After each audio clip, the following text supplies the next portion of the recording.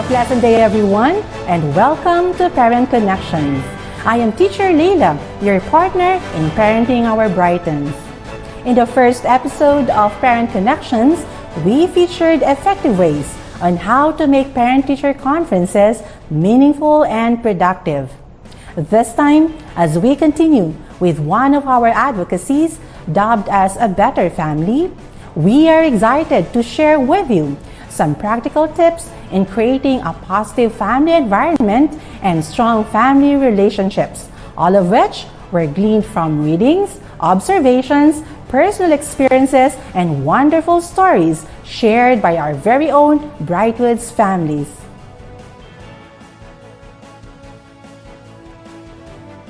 Each of us is unique, and so is every family.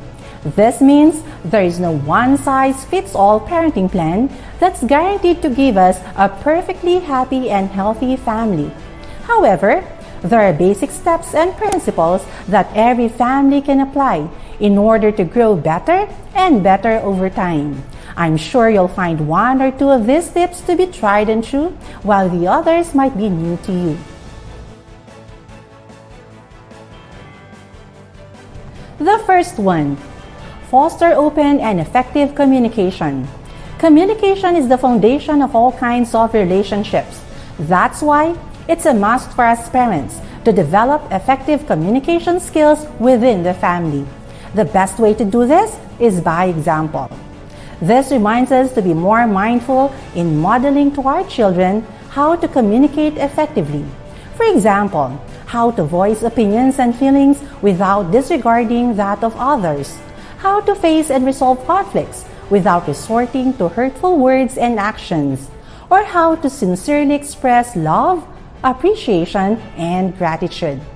Let's also put in mindful effort in making every member of our family know, especially our children, that we are a safe place to come for information and advice, and that they can talk to us about anything, concerns about school, friends, siblings, and even matters of the heart. In order to keep communication going, we can consider having family meetings regularly. Let's talk about family trips, future plans, hobbies and interests, or just about anything interesting. Remember, having an open and effective communication within the family makes all the difference. Second, actively listen. To encourage family members to open up is one thing. To really hear and understand what they are saying is another. This is where we can apply the 80-20 rule, which encourages us to give the one speaking 80% of the time to do the talking. When we ask our children to open up, we have to give them the time they need to say what's on their mind. As for our part, we have to actively listen, and to listen from our children's frame of mind, not ours. Let's learn to quiet our internal chatter and give them our full attention. While they are talking, refrain from refuting or interrupting. Instead, listen with a sincere intention to understand them. Make them feel that their voice matters and that they are being heard. When our children feel heard, they feel valued and respected, and they become more disposed to opening their minds and hearts to others. Third, make time for each other. We live in a busy, fast-paced world, and we often find ourselves caught up with work and responsibilities that it seems there's little time left to spend with the family. The truth is, with mindful planning and a dash of creativity, we can create opportunities for the family to have fun and quality time together. And come to think of it, we don't always have to wait for a scheduled family time. The small moments between the scheduled ones are also a good way to stay connected. For instance, greeting each other with a smile in the morning, giving each other a warm hug or a sweet compliment, showing interest in what each family member is doing, talking about our favorite part of the day while having dinner, or planning new projects for the house while doing chores together. All these small moments can already make a big difference.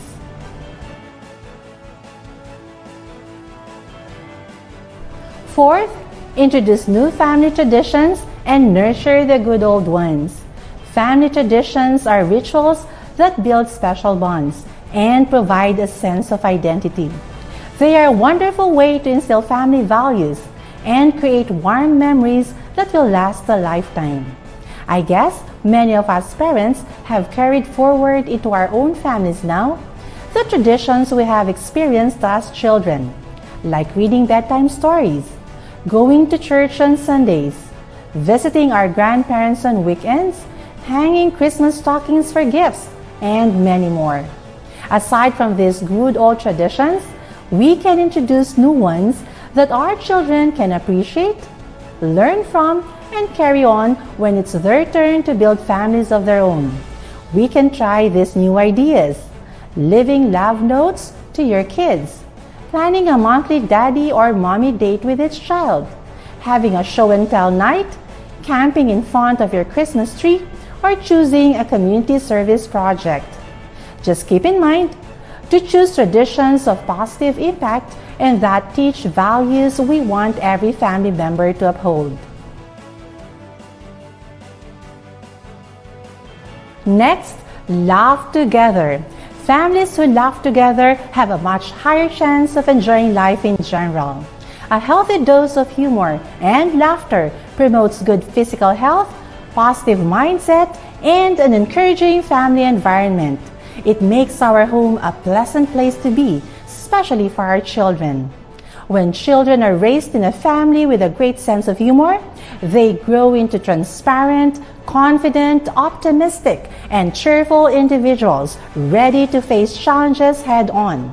Having said that, let's be a humor model to our children.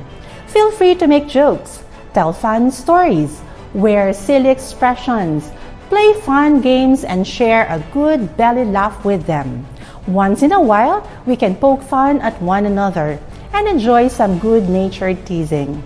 We can also show them that we are capable of dealing lightly with small catastrophes like spilled milk or, on rare occasions, unfinished schoolwork. Let's encourage our children's attempts at humor. Teach them how to find the comic element in everyday life and let our home ring with a joyful sound of laughter. But of course, we also have to teach our children that there are boundaries when it comes to humor. We do not want to encourage our children in using mean-spirited or off-color jokes that could hurt others. Instead, we want them to develop a delightful sense of humor that could make others laugh as well as warm their hearts.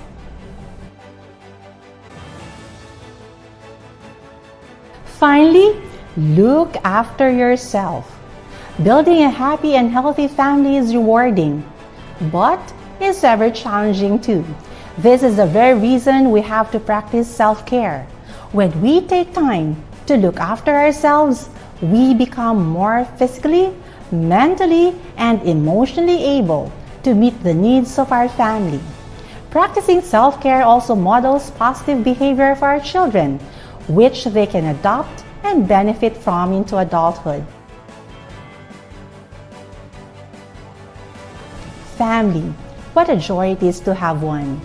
It is a pillar of strength, a source of inspiration, a fountain of love and happiness. Such is the beautiful gift of family. Together, let us nurture a family that is forever, for always, no matter what. To end, let us go over the key points. Foster open and effective communication. Actively listen. Make time for each other. Introduce new family traditions and nurture the good old ones. Laugh together. And look after yourself. That is all for now. This is Teacher Leila wishing you a delightful journey towards building a better family. Until next time!